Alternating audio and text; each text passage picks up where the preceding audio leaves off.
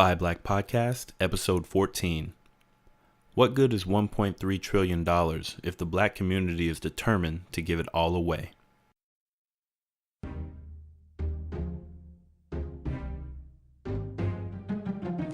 Welcome to Buy Black, the only podcast dedicated to helping you find, connect with, and support black-owned businesses. We're on a mission to bring consumers and business owners together to ignite the global black economy. I'm your host, Gerald Jones, and if you're a black business owner or a socially conscious consumer, you've joined the right community. Ready? Let's get to work.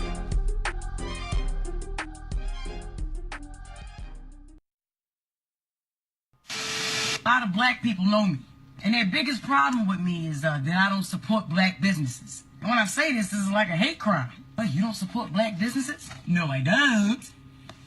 Then they say like, well, that means you don't like black people. Sure I do, sugar. But all black businesses are not professional enough for me. And I ain't spending money on non-professionalism just because your skin is black. All these black-owned restaurants and opening when the they want to open. And what kills me is they got hours of operation on their door and on their little websites. They say they open from 9 to 9 and they don't open till 1 o'clock in the afternoon. Something ain't right. There's no way your restaurant should be closed on your birthday. You should have people working for you on that day. And then black businesses known for running out of How the you run out of crab cakes? Every day. Something would tell you to buy more of that because that's what everybody like. The most up part, the name of the restaurant is called Crab Palace. You think Red Lobster gonna run out of lobster? Huh? I support white businesses. See? This is exactly that I'm talking about. I went to go get some damn crabs today because I'm feeling crabby. And it's a nice day to sit on my porch and eat some damn crabs. Since everybody giving me a hard time about not supporting my own people, and I decided to get some crabs from a black-owned business. I called and ordered them, go pick them up. I said, all right, let me get some paper so I can put the crabs on. He told me, I'm sorry, man, we out of paper. I said, all right, cool, I can use newspaper. Let me get some butter so I can dip my crab meat in some butter. He like, I'm sorry, we out of butter too. Y'all can think I'm lying if y'all want it. These are the crabs, I lied to you not. I just made a video about this morning, right? I said, damn, how y'all ain't got no paper or no butter? All y'all got is crabs, huh? Just crabs. He said, yeah, and we only had a little bit of obey. So if you like extra obey, I'm sorry. I said, really, nigga? He said, yeah, we just had death in our family, so we just opened back up. That's what I'm talking about. A white motherfucker wouldn't have did that. Death and all, they'd have made sure they stocked up before the funeral. Man, I am tired, man. I'm tired. Look, guys, I know y'all. I know somebody gonna come on here, and I know y'all gonna preach. But guys, man, it's tough. It is tough. It's tough. Oh my God, it's so tough. It's tough being a black-owned business owner, dealing with us, man, just black folks. And I ain't talking about all the downtrodden bad stuff. It's just tough, man. It's tough running a business. It's tough even being successful. You know how many black-owned businesses, like, we just don't support each other? Like, one thing goes wrong, and you run to Yelp and tell everybody, this is why I don't support black business. Man, I just get beaten up, man. I just get beaten up, and we just get so, like, if something goes wrong with a caterer, right? If you have a black caterer or a black photographer or a black, I'm using myself an example through hospitality. If something goes wrong with a black caterer, you know what we say? We always say, this is why I don't support black business. But if you use the Jewish caterer or a Spanish caterer or a white caterer or any other ethnicity caterer, you never say, this is why I don't use white caterers, but you just get another caterer. We regulate all black businesses off the business that we have from the experience of one black business. But guys, that's not all the businesses out there. You can't judge me because you had a bad experience with somebody at the DMV. That has nothing to do with my business. Now, as a culture and as a people, it's tough because I don't really think that, guys, I have made tremendous mistakes, a lot of mistakes, a lot of stuff I knew was wrong. But God, I'm doing something. I didn't go to business school, and common sense is common. But God, a lot of us we're just starting out. We need mentorship. We need help. Hey guys, welcome to another great episode of Buy Black, your only podcast dedicated to helping you find, connect with, and support Black-owned businesses. It is me, your host, Gerald Jones, and today I am in a really good mood.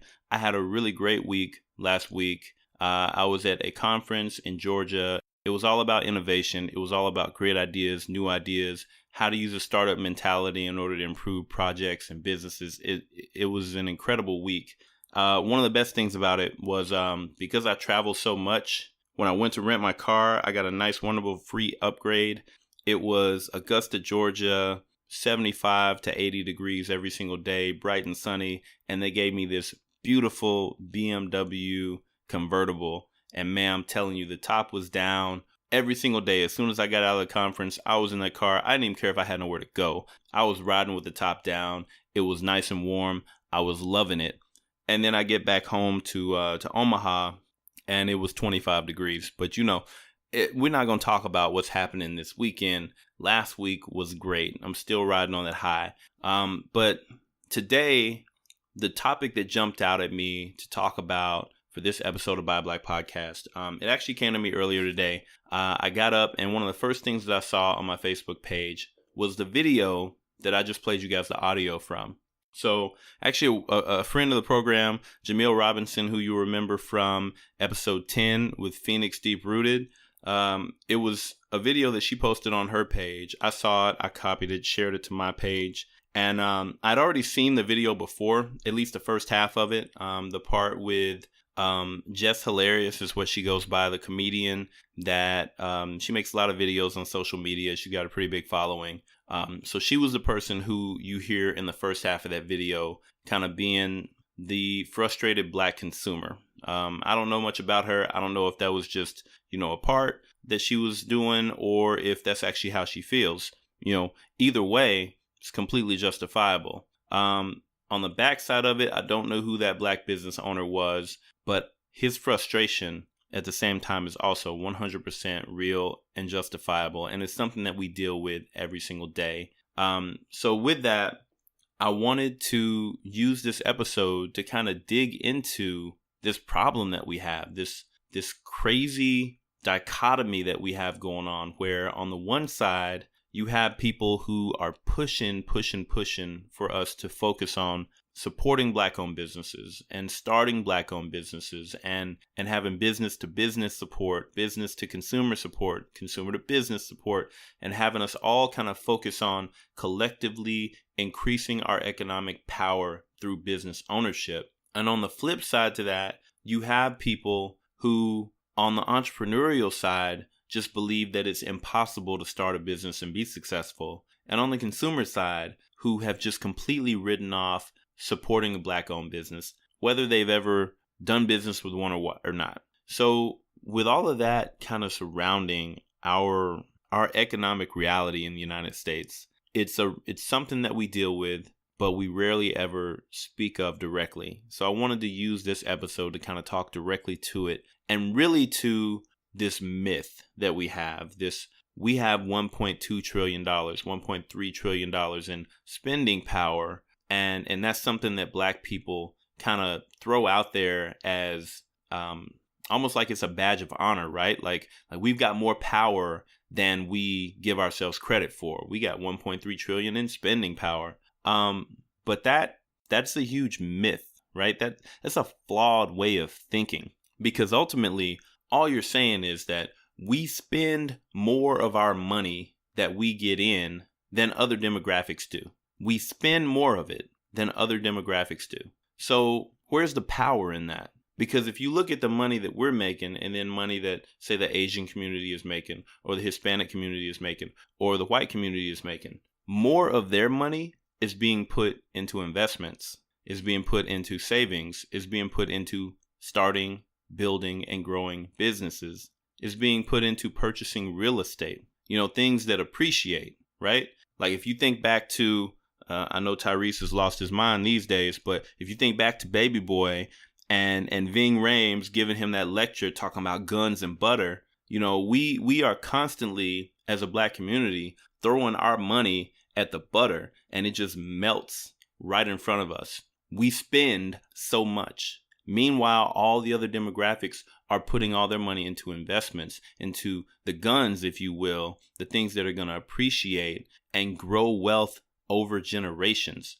And when you look at that and you think about that, being proud of our ability to spend more money than anybody else and influence culture more than anybody else really doesn't mean much, because all that does is let all these other groups who have way more invested, way more ownership in this nation, it just puts them in a position to be able to take everything that we influence, appropriate it for their own, and actually enjoy it, because they're not living paycheck to paycheck like we are, because they've got businesses and real estate and properties that they can pass down to their further generations. Meanwhile, we're sitting over here bragging about how much money we spend, but not starting businesses and keeping our businesses going and growing wealth and buying property in our community. It's a failure. It is a huge failure. There's no other way to talk about it. But in that, just like everything else, it's not a failure because there is something wrong with us intrinsically as Black people. It's a failure because it was designed for us to fail this way. Everything about this country was designed to put us in a position where we would fail this way. And so what I want to do today is I've got 4 articles that I want to read. And the reason I chose these 4 articles is because there's so many different elements of this argument, of this conversation that I want to represent, but I can't think of all of them myself. But I can definitely find an article that's well written by somebody else that kind of expresses what's in my mind, and I'll throw my commentary into each one of them.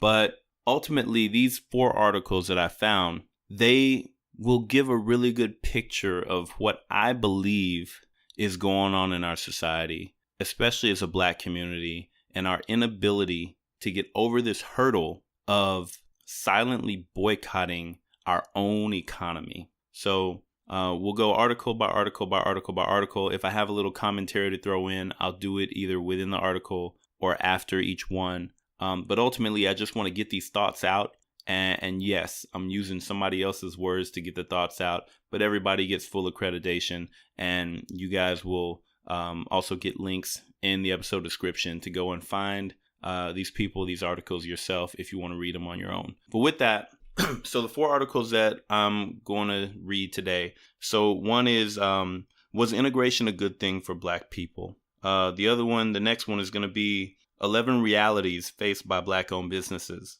And then there's an article written called The Problem with Supporting Black-Owned Businesses and How We Can Fix It. And then the last one is, if you're a Black business owner, this one gets me every single time I read the title. This one is called, If You're a Black Business Owner Who Wants to Succeed, Leave the African American Consumer Behind. And this one touches me in a way because it's very frustrating, but at the same time, it's hard to argue against. So we'll just take a few minutes today. We're going to read through these articles. We're going to learn a little bit. We're going to think a little bit, and then we'll get out of here. All right, so starting it off with the first one, was integration a good thing for Black people? Probably not. This was an article written March 12th of 2013 by Dr. Boyce Watkins, who I'm a huge fan of his. I love his economic mentality. I love the way that he teaches about economics. And so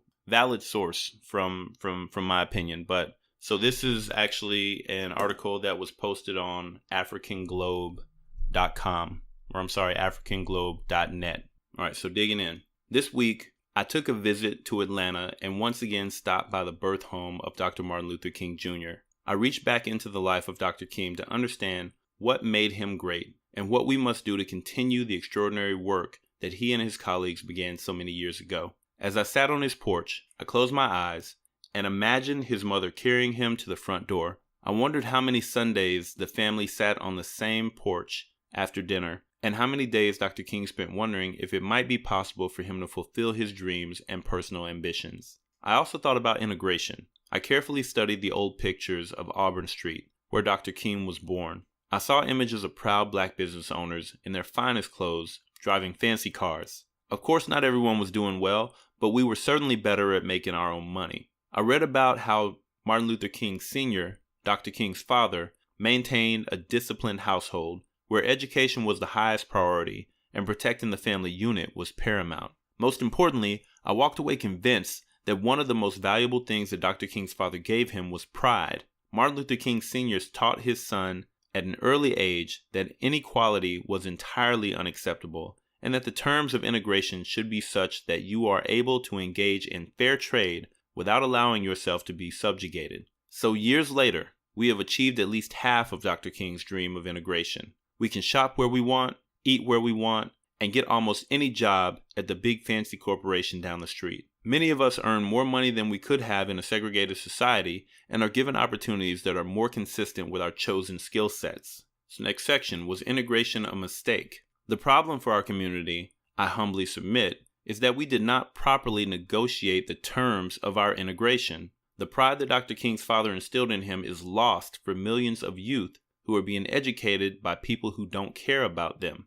Integration, for the most part, was simply prolonged assimilation, like moving into someone else's home and giving up the keys to your own. You were happy to be moving into a bigger house, but soon realized that you can't go into someone else's house and move around the furniture. Also, while you're renting a room, they are paying the mortgage, which means that their kids, not yours, are going to own the house when all the hard work is done. Many of us see the golden carrot of a higher salary without understanding the risk that is inherent in allowing your family to depend on the descendants of your historical oppressors. Even the most educated among us are raised to sell our services to bidders who extract our best and brightest like oil being lifted from the soil of Nigeria. People with six-figure jobs are living paycheck to paycheck, further heightening the economic dependency that makes you impotent when it's time to stand up for your rights. Like an intelligent woman who marries a wealthy man, you must ensure that you still have something to hold on to in the event that your relationship turns into an abusive one. Sadly, however, many of us have thrown economic caution to the wind. I argue that integration didn't work in our favor because there is a difference between giving up a portion of your economic sovereignty in exchange for a true partnership versus giving up nearly everything to allow yourself to become an occupied state. For example, if I were to give up my business and integrate myself into the management of a large company, I would probably be a very different and more highly paid man from the one you are hearing from right now. In fact, I'd probably be speaking a different political language altogether because few majority white institutions would allow me to speak the way that I do in public. Just ask Syracuse University, where I put my academic freedom to the test. So, the conclusion is not that integration is always a bad thing. Integration can be a wonderful thing. Since white Americans have hoarded most of the nation's resources due to our oppression, and integration gives us an opportunity to have a piece of the American pie. But integrating in such a way that makes you dependent on others can put your socioeconomic security at risk.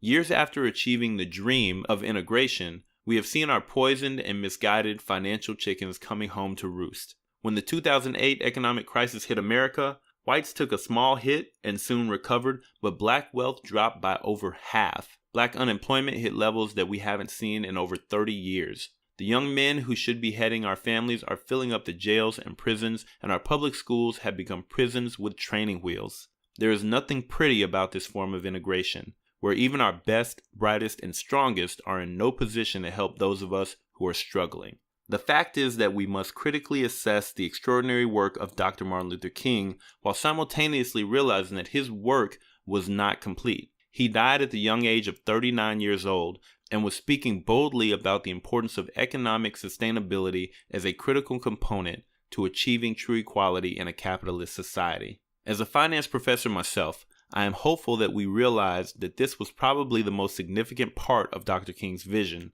and that it is the conscientious and intelligent allocation of economic resources that ultimately serves as the key to many of our most fundamental rights as an American. As a community, each of us has a responsibility to teach our children entrepreneurship as an important part of their long-term economic survival. Learning to run your own business is as important as knowing how to grow your own food. We must embrace educational excellence as if our lives depended on it, but ensure that our children are taught Black history and family values that they are not getting in class.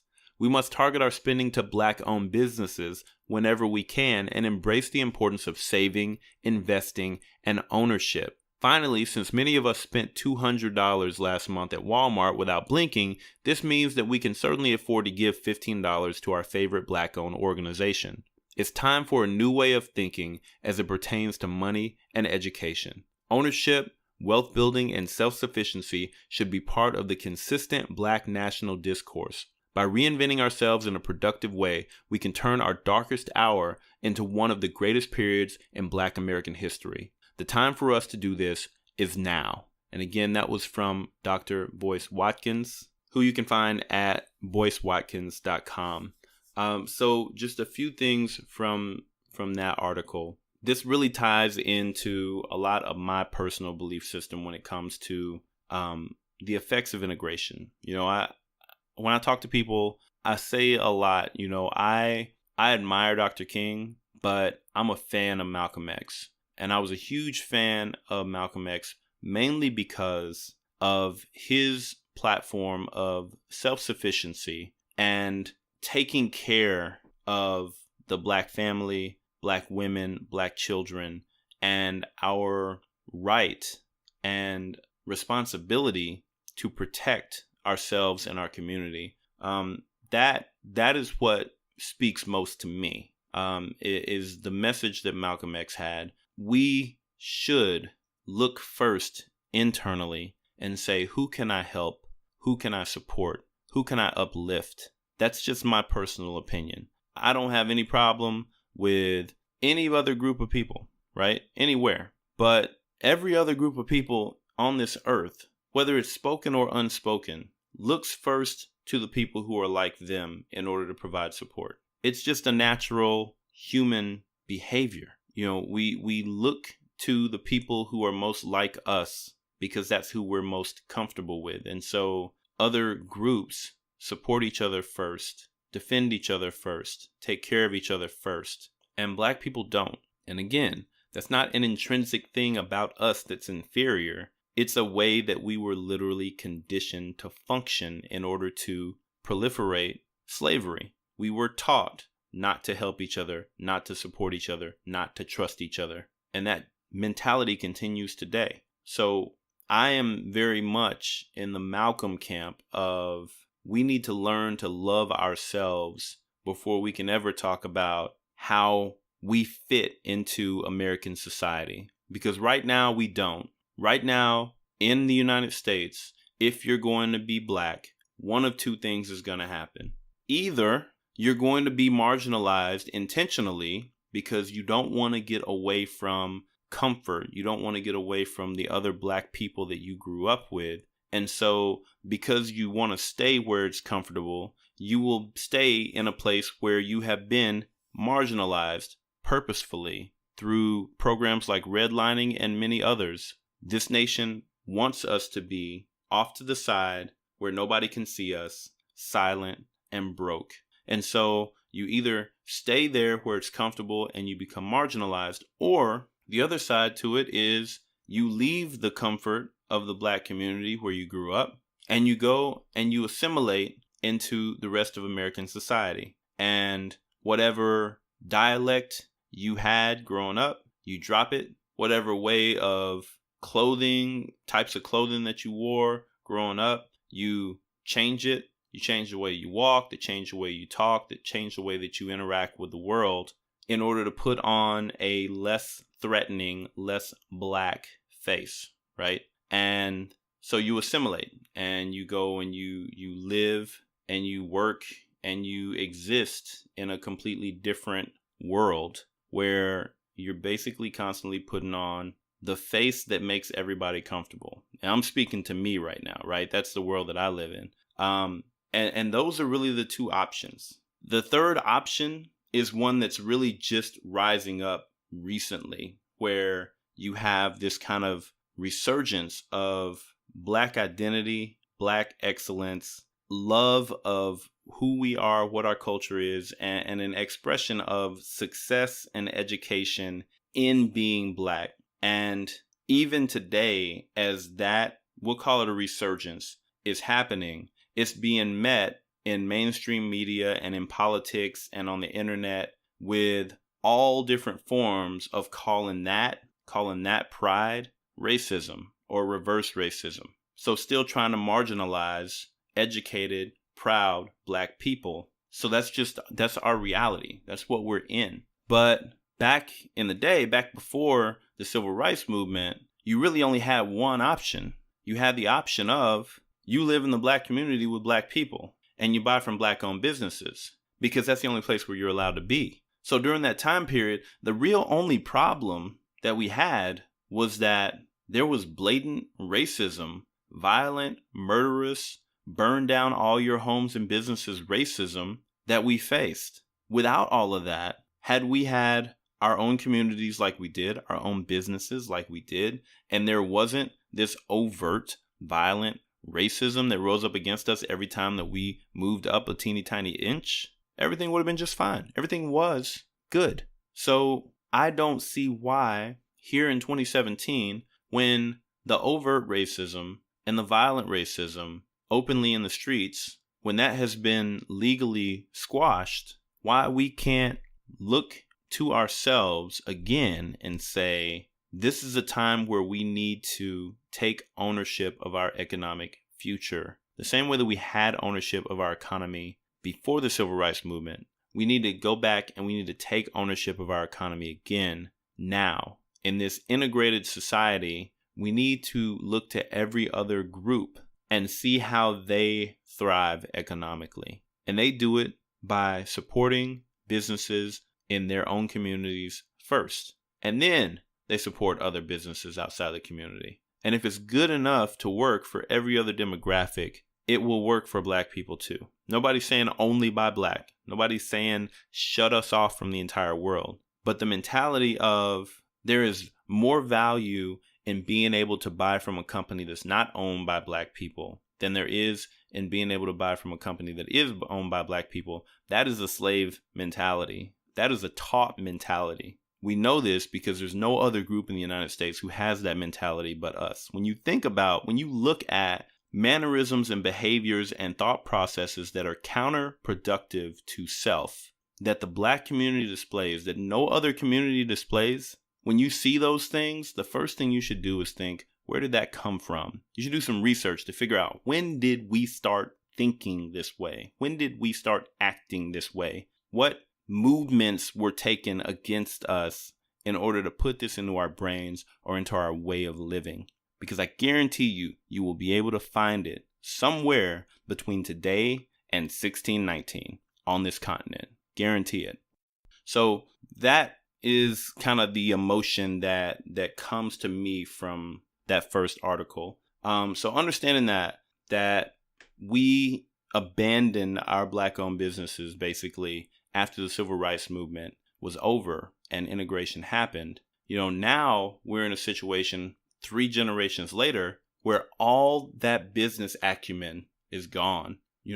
All of those skills have atrophied. We were taught to only work for other people. And so now that we're trying to reinvigorate black entrepreneurship, reinvigorate black ownership of businesses, we're facing a lot of problems that, again, other communities are not facing. So this next article, 11 Realities Faced by Black-Owned Businesses. This one is actually written by Raquel Harris. It's posted to rollingout.com and it was posted May 1st, 2017. 11 Realities Faced by Black-Owned Businesses. You know how your cousins are. Sound familiar? You have either heard or said this about a janky product or poor customer service at a black-owned business. All businesses encounter common issues, but the impact is greater for black-owned businesses. Our history is filled with the reality of facing stereotypes, unfair biases, and unethical and illegal practices. Growth continues, but numbers and profits still lag behind businesses owned by other races. White-owned companies account for 81% of U.S. businesses, while Asian and Hispanic-owned are at 9.7% and 5.8% respectively. Here are 11 common realities that black-owned businesses encounter. Number 1, hiding your race. Experts agree smart and strategic marketing grabs and keeps customers. The internet grants instant access to a company's background, and oftentimes customers' decisions are affected by their implicit biases. Many black business owners choose to hide their identity in order to garner widespread appeal. Pepper Miller, president of the Hunter Miller Group, market research and strategic planning firm in Chicago, said she understands some decisions to downplay black ownership. There's a perception that black people can only do black stuff. It ain't pretty, but it's the truth, said Miller. It's called racism. As much as we want to feel like we're not dealing with that, we are. Number 2, fear of being a sellout. Heavy is the crown worn by Black-owned businesses, especially those located in the hood. When a Black-owned business is perceived as a sellout, it risks losing the respect and support of its customers and peers. Shea Moisture's recent advertising snafu is proof that folks will pounce on any deviation from catering to your target market. Pragmatic Black business owners figure out how to keep both their current and potential customers happy because they balance building and maintaining diverse relationships. Number 3, fractured finances. Black-owned businesses often falter because they lack the capital needed to start and operate their businesses. Lack of capital can hinder a Black-owned business from investing in their own business at a level that will produce an optimal return on investment. Seeking small business loans is a challenge because of higher interest rates. Entrepreneurs face increased pressure because they don't have a 9-to-5 to supplement when their profits are low. Number 4, lack of consistent and unconditional support. Lack of support from Black customers and other Black-owned businesses is one of the harshest realities. Other races support their own as part of their lifestyle. It's already understood. But Black businesses have to actively campaign for financial and emotional support. Number 5, meeting unrealistic expectations. Customers swiftly diss a Black-owned business when they mess up. The "you have to work harder than everybody else" mentality leaves Black-owned businesses vulnerable. Businesses owned by other races don't face the same level of scrutiny and criticism. Number 6, ignorance about effective business practices. Business is a language that comes with a distinct learning curve. You don't know what you don't know until you find out. Learning and understanding how to transition from hustle or hobby to legitimate business is a process that takes time for research, planning, and execution. And that one really ties into, those last lines of frustration from the video earlier. And the guy was just saying, many of us are just starting in this, we didn't go to business school, we need mentorship. We need help. We need something other than just, you gave me bad service one time, so I'm done with all Black businesses, right? So I really get that. Was this number 6? Number 6, all money ain't good money. Black business owners report that Black customers are notorious for wanting a hookup, and they are slow to pay outstanding invoices. Discounts are great if offered, but they shouldn't be expected. It's frustrating when customers complain that a Black-owned business's prices are too high, only to end up paying a non-minority-owned business just as much money or more. Number 7, questioning of product and service integrity. It's sad when customers are surprised by the professionalism and exceptional customer service of a Black-owned business. They're viewed as inferior, while big-name brands who may not offer the same dedication and quality receive trust simply because of their name. Number 8, belief in our value. Ever since our forced migration to America, society has told us that we don't deserve to be our own bosses. Inexperienced business owners are hungry, and customers will exploit it if allowed. We do ourselves a disservice when we charge less than we deserve for our products and services. Doing favors without proper compensation diminishes a Black-owned business's value. Number 9, competing instead of collaborating. There are plenty of blessings out there for everyone, but we are taught to feel threatened by our competition. It's essential to be aware of your competition, but bypassing opportunities to collaborate is a mistake. Teamwork makes the dream work is cliche, but it's true. An African proverb states that if you want to go fast, go alone. If you want to go further, go together. Black-owned businesses who embrace this concept can attest to how it has increased their success. And then this one must be number 11 rather than number 10, which means I skipped a number. It's cool. But number 11, emulating the stereotypes.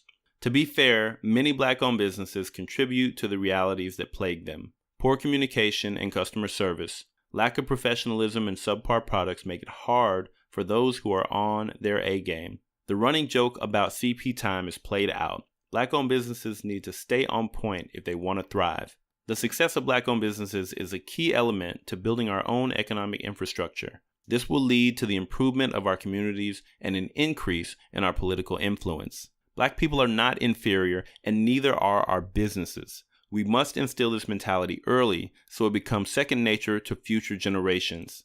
It starts with teaching our youth to not only seek out and support Black-owned businesses, but also to create their own. Planning and preparation lead to preservation. Notice here, 2 articles in a row in the exact same way. We have to teach entrepreneurship to our kids. We are already adults. We are already kind of set in our ways. It's really hard, like say myself at the age of 35, to say, you know what, I'm really great at working for other people, but I'm going to make this thing happen for myself. It's hard to make that leap. And there's a lot to learn in a very short period of time. But if we start teaching our kids as soon as they're old enough to start solving any problem, and I mean, what is that? 2 years old, 3 years old? As soon as they're old enough to start solving problems, we need to start teaching them how to solve economic problems. We need to start teaching them how to look for opportunities in their environment where they can create things that didn't exist before, where they can build things that they can sell, right? We need to teach them how to be opportunity seekers. All right, so there's articles 1, article number 2. These next 2 articles are a little bit painful, but again, it's just truth. So this article is called Buy Black: The Problem with Supporting Black-Owned Businesses and How We Can Fix It. This one was written in August of 2016 by Tiffany Drayton, and this one comes from the perspective of a Black consumer who is frustrated with trying to work with Black-owned businesses. So we'll jump into this one. There's a growing movement to support Black-owned businesses that has inspired many a Black folk to jump on the Black business-only bandwagon. From reports that a Black woman sold out of school supplies specifically geared towards Black children, which that was actually Nika Brown Massey, who we had featured on episode 3 with Innovative Supplies Worldwide Incorporated. So not just reports, that actually happened. Congratulations, Nika. But let's get back on topic.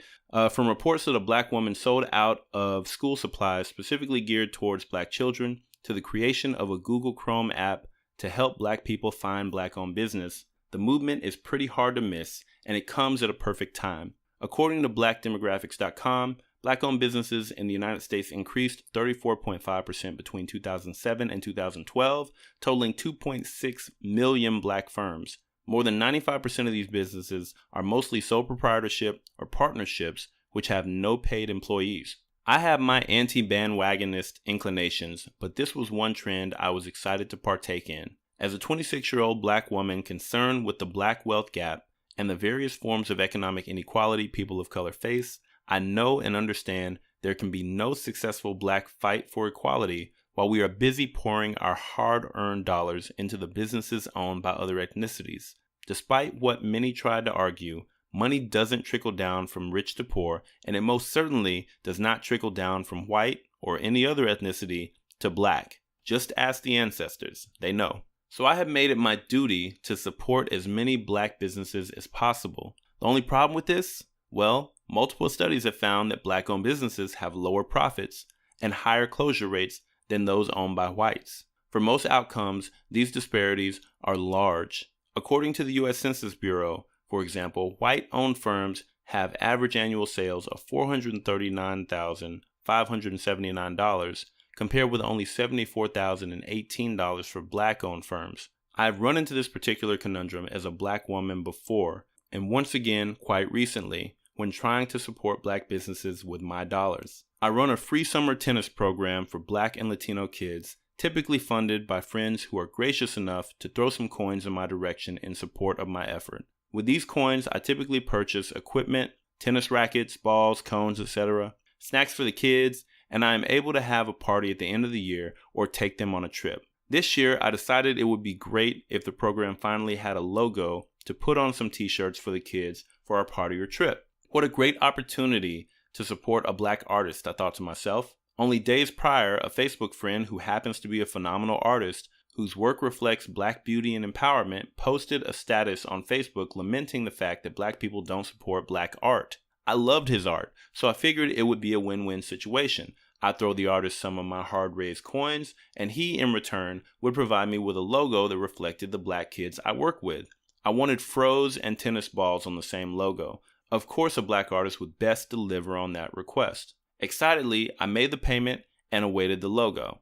I'll have it ready for you by the end of the week, the artist promised upon receipt of the money. 2 weeks passed. Still no logo. Oh, hey, I already finished it, he assured when I gave him a call to check up on the status of the work. I'll send it to you at the end of the day. Another 2 weeks passed. Still no logo. Sorry, things have been hectic for me, he explained when I contacted him once more. I'll have it to you by the end of the day. Suffice it to say, I never received the logo. Eventually, I just asked for my money back. Okay, he replied, and issued me a refund in 3 parts. When we finally got the chance to speak at length, he explained to me that he was under financial strain and simply not able to think straight. He was breaking up with his girlfriend, he didn't know what he wanted to do with his life, he was confused and simply not in the right frame of mind to produce what I paid him for. I imagine all these claims to be true, however none of them change the fact that my tennis camp kids will not have shirts this year, or that he did not deliver the product I paid for. That was not the first time I was subjected to subpar service or product from a black business owner, and I imagine it would not be the last.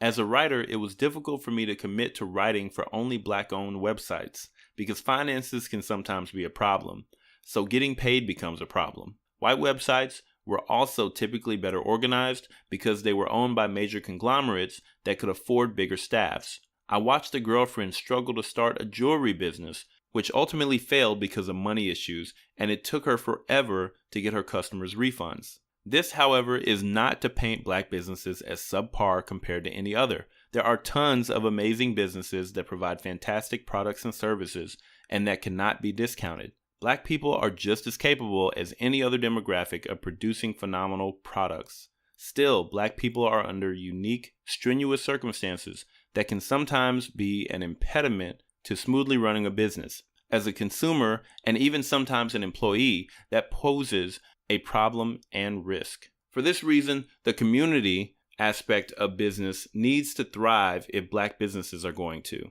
As consumers, we need to view investment in black business as investment in an extension of ourselves, investment in the advancement of black people as a whole. Many consumers seeking out black-owned businesses already do. That is why we go out of our way to offer support with our dollars, even when other options are more easily available. We also should extend more flexibility to black business owners because it can sometimes be real out there. That consumer commitment and investment needs to be met with equal wholeheartedness by business owners, even in the event that financial or other difficulties make it hard. In a global economic system, every black dollar is important, but there is still something more important than the black dollar, the black family, which we are all a part of and intricately connected to. If consumers were viewed more as a family than as consumers alone, much of the problematic interaction between the two could be curtailed. Like, for example, if the black artist was upfront about the circumstances making it hard to deliver on the project and not pretended like everything was good until I could no longer even use the product I paid for, I wouldn't have felt so salty about the entire ordeal. If he viewed me and the kids I served with the tennis camp as an extension of himself and his family, perhaps things would have gone down quite differently. I imagine they would have. All black businesses cannot be perfect, because black people are not in perfect circumstances in this country that has made it a duty to oppress us. Nevertheless, we have a duty to support one another with our dollars, but that support must be respected and reciprocated in the form of honesty, integrity, and respect. Now, I understand exactly where she's coming from. When you've had some unique and frustrating interactions with businesses and with business owners, it can be difficult to continue providing the support. I commend this author for continuing to support black-owned businesses and even doing the next step, giving constructive criticism, because that's what we need, right? That's exactly what the gentleman inside the video was saying earlier. We don't need you to just immediately write us off. If you know something we don't know, we need that help.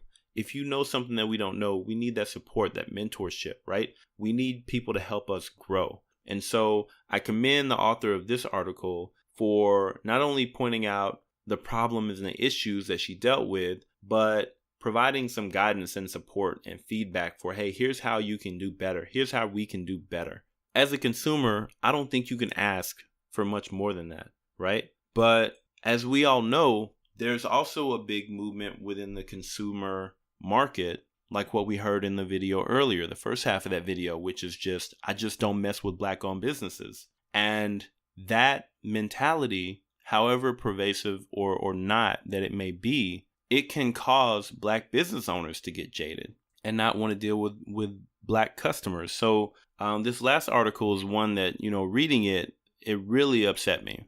It upset me because, if I'm going to start a business, if I'm a Black person, I'm going to start a business. And my first thought is, well, let me not try to support the Black community because they're not going to support me. So let me just write them off. Like, that's really depressing to me. I don't like that thought process. But at the same time, as I read the article, I was like, well, yep. Yeah, that makes total sense. Oh my God. It's too real, the sentiment that's in this article about the way that the Black community treats Black-owned businesses. And this author, her name is Khadija Nassif. She makes a lot of comparisons in her article about how Black consumers treat Black businesses, comparing it to how Black men treat Black women. And I find it really, really hard to disagree with her logic in this, which is what makes it so very frustrating to have to read it. But it's real. It's something that we've got to face if we're ever going to overcome this cancer that we have in our community that keeps consumers and business owners apart. We have to just face it down and call it what it is, and then make a decision that we're going to change it. So with that, I'm going to read you guys this article. It's called, "If You're a Black Business Owner Who Wants to Succeed, Leave the African American Consumer Behind." All right, so it starts, an open letter to aspiring African American business owners. With this post, I'm talking to other aspiring and current African American business owners. Even if you're not in a position to comment and publicly discuss your views, please consider the points raised by this post. I want you to succeed and prosper in your business. I'm concerned about you and the other very few African Americans who are brave enough to start their own businesses. I'm concerned because I see some flawed assumptions in people's business strategies. Flawed assumptions that can unnecessarily cause you to lose every penny that you're investing into your business. One major flaw is that too many aspiring African American business owners blindly assume that they can structure their businesses around African American consumers. This generally does not work. Even when it works to some degree, Black business owners create extra difficulties and headaches for themselves when they try to service Black consumers. I would invite all aspiring Black business owners to look around Black residential areas. Look around at the wreckage of most businesses that tried to do business in Black residential areas as visibly Black-owned businesses. You're not the first aspiring Black business owner who daydreamed of serving Black consumers. Other Black business owners had that dream and failed. Next section, their actions show that most African American consumers don't want Black-owned businesses to exist. There are reasons there are few visibly Black-owned and operated businesses within the African American collective. The primary reason is that African American consumers don't want to see visibly Black-owned businesses succeed. They don't want to, and for the most part won't, patronize visibly Black-owned businesses. The only partial exceptions to this rule were African American owned hair salons and barbershops. Don't be deceived by the many, many lies African American consumers tell about their motivations. Actions speak much louder than words. Look at African American consumers' collective actions. The harsh reality is that African American consumer decisions are not motivated by considerations of quality or customer service. Next section, if African American consumers cared about quality or service, they would not persist in patronizing Arab and Korean-owned stores. If African American consumers cared about quality or service, then they would not be jam-packed into Arab and Korean-owned stores that exist in Black residential areas. Black consumers will continue shopping in Arab-owned stores even after learning that the shopkeeper allows Black gang members to sell drugs outside the back. Even after learning the shopkeeper is exchanging groceries for sexual favors. Even after learning the shopkeeper is sexually harassing underage Black girls in the store. As demonstrated by the sad case of Latasha Harlins, African American consumers will continue flocking to Korean-owned stores even after a Black child is unjustly shot in the back of the head and killed by a Korean shopkeeper. Most African American consumers don't care about quality, customer service, or anything else. Those are just the excuses they give for not supporting Black-owned businesses. Most of them are lying. Other motivations form the backdrop of their buying decisions. One of the many unfortunate unintended consequences of the civil rights movement is that it reinforced the African American perception that shopping with non-blacks equals freedom, acceptance, and progress. So most African Americans get an emotional high from shopping with non-blacks. We'll even fight with non-black others to make them take our money. It makes many African Americans feel free to have their money accepted by non-black others. They don't get any emotional satisfaction from patronizing their own people's businesses. Next section, pay attention to the elephants in the room, the parallels with dishonest black love conversations. I usually refuse to engage in how to have or save black businesses conversations with people who are not engaged in business activities themselves. I typically refuse to engage in that sort of conversation for the same reason I refuse to engage black men in the if black women would only do X, Y, and Z, then more black men would want to marry them conversation. I firmly believe that both of these types of conversations are fundamentally dishonest because the underlying premises are untrue. In the business context, I believe that this false premise is about denial of how slave-minded most of us are and wishful thinking about the true nature and motivations of African American consumers. Next section, Black loves double standards. Black men will happily marry non-black women that have all the traits that they claim to find so off-putting about many black women: obesity, difficult personalities, and so on. Masses of black women could twist themselves into pretzels physically, emotionally, and spiritually to try to cater to African American males, and the bulk of these males would still not marry a black woman. They'll have sex with and impregnate black women, but not marry them. Also, many of these males would still choose non-black women whenever they get the opportunity. African American women are the only resource that African American men control. They have nothing else. Many black men will be in trouble if more African American women start imitating black men by doing whatever works best for them, without worrying about the so-called community or black love. Consequently, the true underlying purpose of most black love conversations is to keep black women's money, time, energy, attention, and efforts solely focused on supporting black men and their issues, which are redefined as overall black community issues. All while black men continue wandering off to do whatever they want to do without considering how their choices affect the so-called community. Black consumers' double standards. Similarly, African American consumers will happily shop in non-black owned businesses that possess all the traits that they claim to find so off-putting about black owned businesses: rude service, goods that cost 2 cents more than rock bottom prices, untidy stores, lack of selection, and so on. There's a similar dynamic with many of the African American consumers who engage in how to have or save black businesses conversations. Black business owners could spend their last dollar twisting themselves and their businesses into having the aura and presentation of the jewelers at Cartier, and most African American consumers would still continue their informal boycott of black businesses. African American consumers would still choose to shop with non-blacks whenever they get the opportunity. When you look at the overall behavior pattern, it is an undeclared boycott of African American businesses by African American consumers. When African American consumers get off into dishonest, hypothetical, how to have and save black businesses suggestions, many of them subconsciously want to see black business owners fail and lose their money. That's why they give such reality-defying, expensive, and futile advice to aspiring black business owners. Underneath it all, they want the black business under discussion to flop. Black business owners taking business advice from most African American consumers is as foolish and dangerous as black women taking relationship advice from black men. In both cases, most of the people dishing out the advice don't have the listener's best interests in heart. There's much mutual hateration among African Americans. Most African Americans hate and resent black people with any money. We're famous for being crabs in a barrel who don't want to see another African American prosper. We're only comfortable with a narrow category of African Americans having wealth, the often semi-literate blacks who are drug dealers, throwing balls around sports fields, or cursing on a microphone over some beats.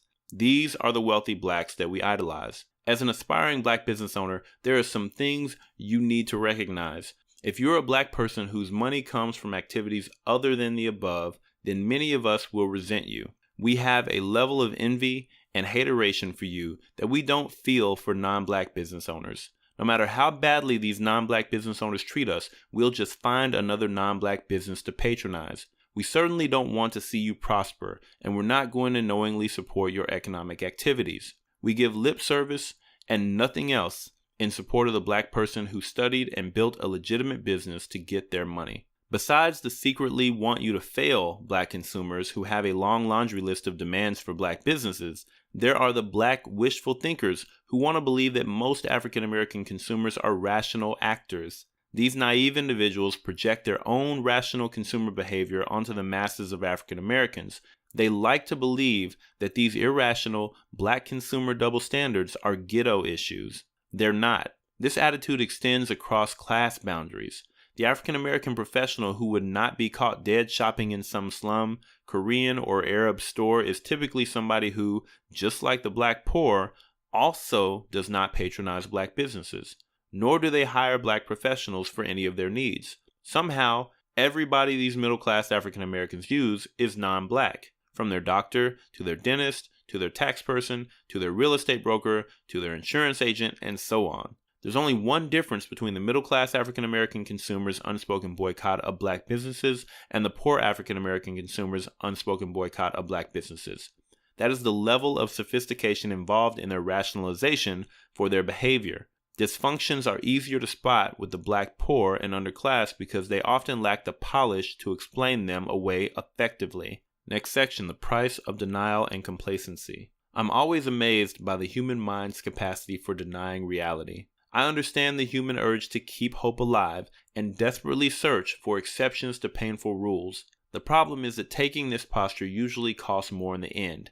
As unpleasant as it can be, in the long run, it's usually best to face harsh realities and act accordingly. Next section, consider what denial and complacency about black love did for Caribbean origin black women in the United Kingdom. Whenever these sorts of topics come up, there's always the chorus of voices claiming that there's no need for alarm or to rethink previous assumptions and behavior patterns because things aren't that bad. During black love conversations, there are always those voices reassuring black women that most married African American men have black wives, and that only a small percentage of African American men are married to non-black women. What these soothing voices of complacency don't mention is that the statistics they cite aren't counting the African American men who are not married, but are shacked up with non-black women, or those black men who exclusively date non-black women. These voices of complacency will continue singing their lullabies even as the African American out-of-wedlock birth rate eventually reaches 90 to 95%. From the comments and essays I've read by Caribbean origin British black women,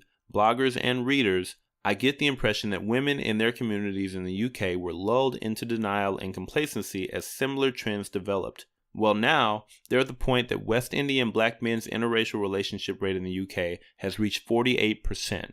I believe the UK situation is a sneak preview of how African American men will continue their singular focus on seeking their own individual bliss, while the deceived masses of black women in the US keep trying to uphold black love and the black family all by themselves.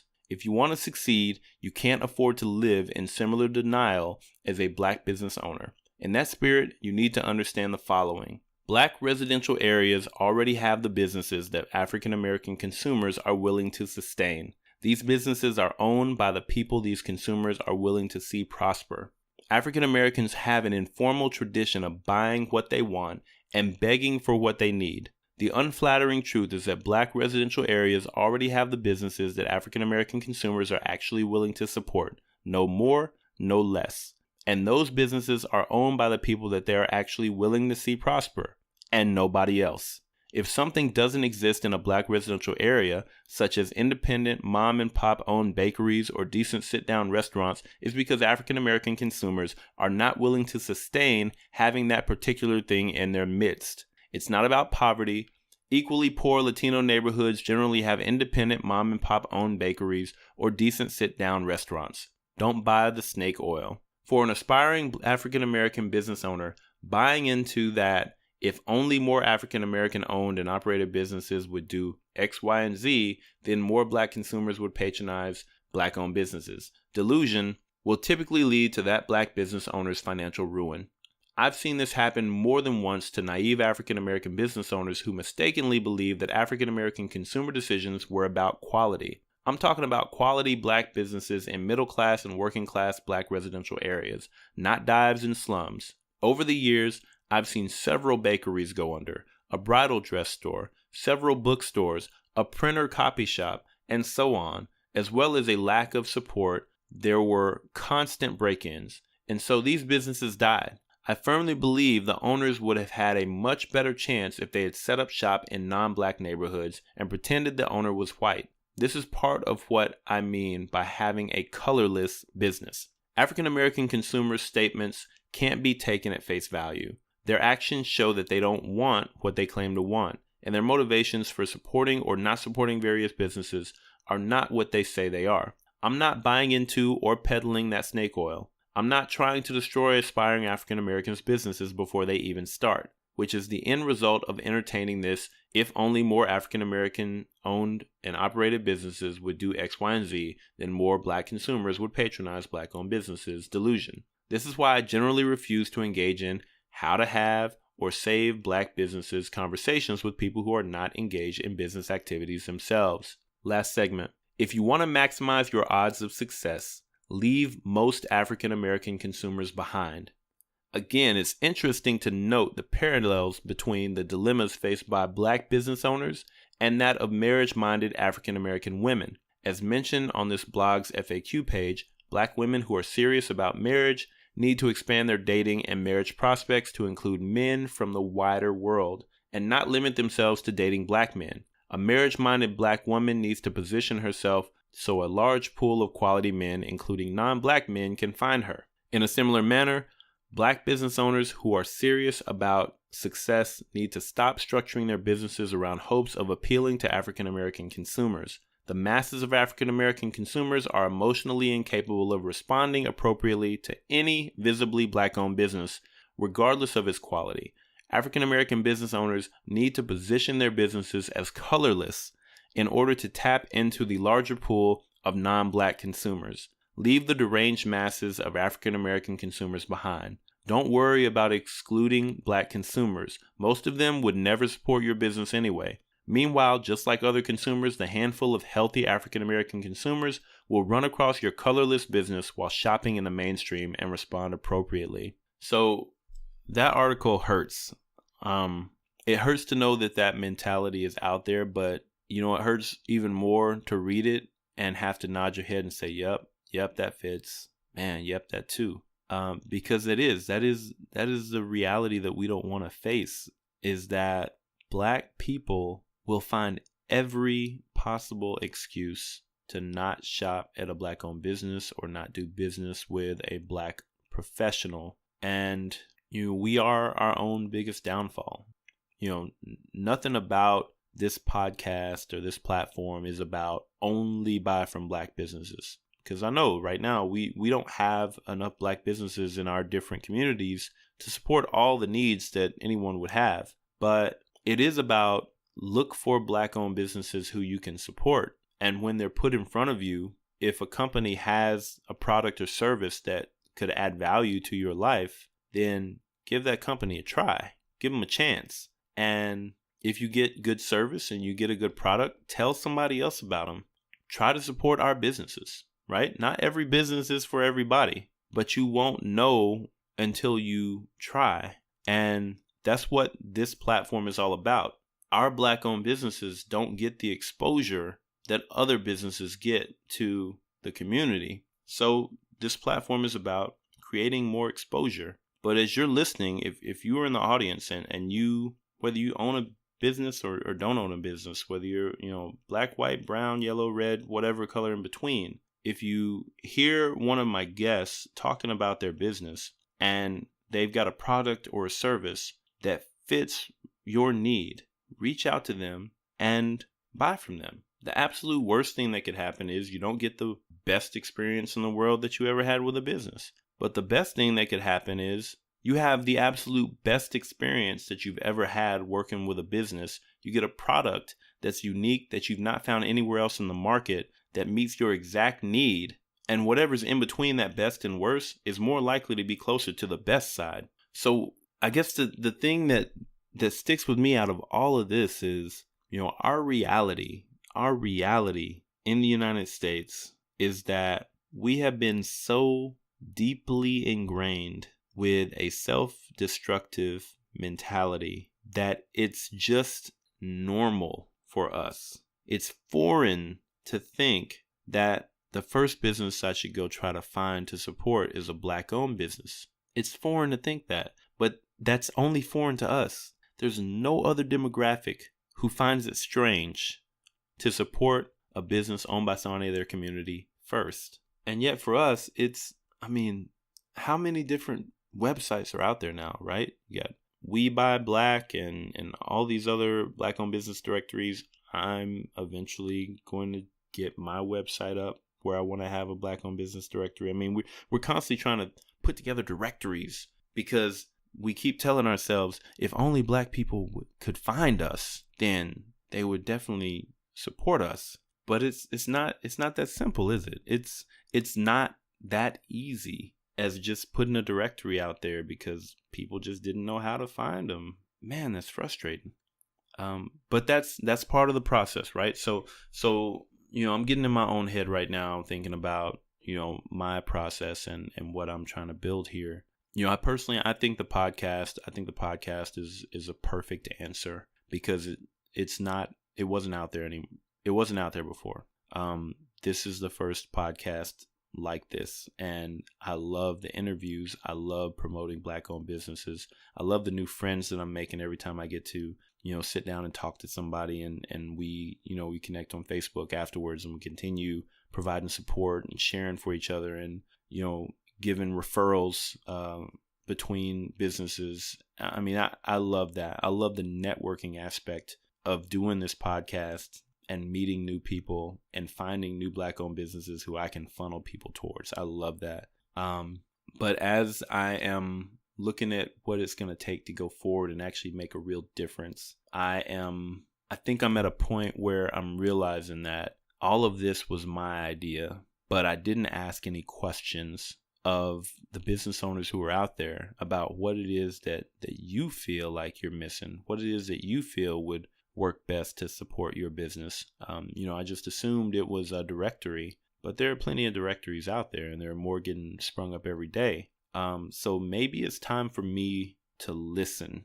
That's where I'm at now. Podcast, I think it's great. You guys are giving me great feedback, so I think we're on track with that. But I want to close this episode out, having put all this heavy stuff out here. Trust me, guys, I'm still in a good mood.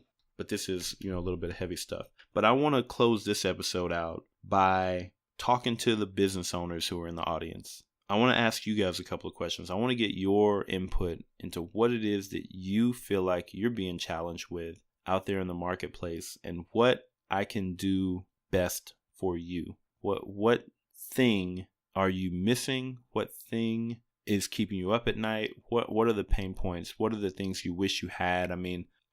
I don't know how to ask the question, but I guess I'll ask the questions that I wrote them down.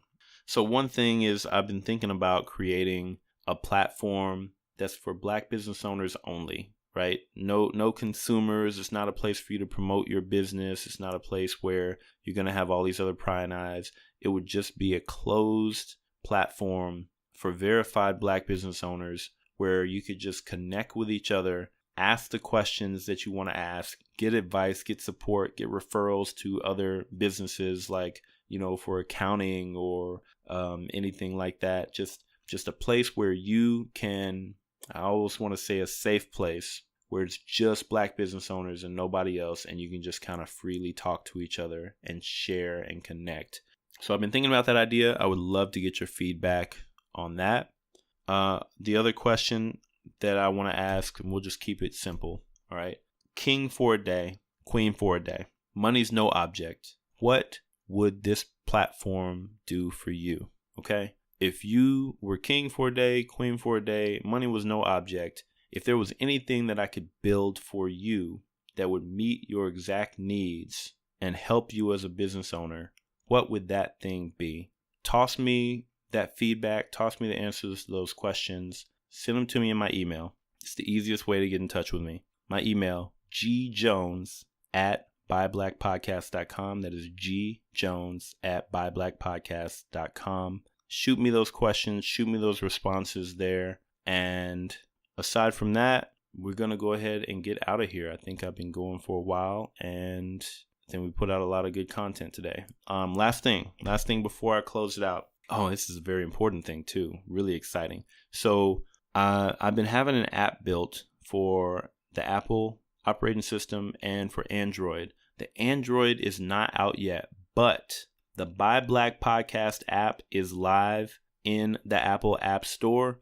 So for anybody who you've been downloading the shows on Facebook or off of the Twitter posts or from Instagram or wherever it might be, or if you just kind of wait for it to show up on the website, this is a way for you to skip all of that and to just get updates whenever a new episode gets posted right there on your phone. If you got an iPhone, if you've got an Apple product, iPhone, iPad, whatever, you go to the Apple App Store. If you search Buy Black Wall Street, so it's Buy Black and then a hyphen, Black Wall Street, I'm guessing because they had to shorten the name of it to fit within their constraints, whatever, it doesn't matter, I don't care.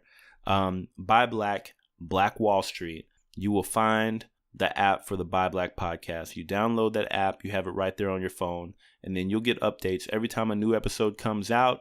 You'll get them right to your phone. You don't have to go anywhere, download anything. It's all going to be super simple. I've already had a few people download the app, tell me that, hey, it's laid out easy, the settings are easy to modify, and the downloads are quick and simple. So this is a major breakthrough for me on this podcast.